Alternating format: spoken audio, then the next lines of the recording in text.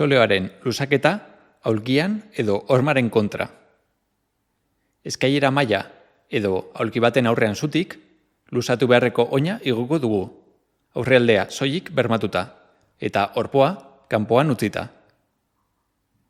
Orpoa jaisten saiatuko gara, hankaren atzealdean tentsioa nabaritu arte. Utzi egiteari, orkatiaren aurreko aldean, mina izanez gero. Eutsi 30 segundo, eta 2-3 aldiz errepikatuko dugu.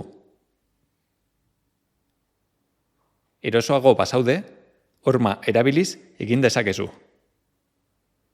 Oinaren aurrekaldea, hormaren kontra bermatu, eta gorputzaren pisua aurrera eramango dugu.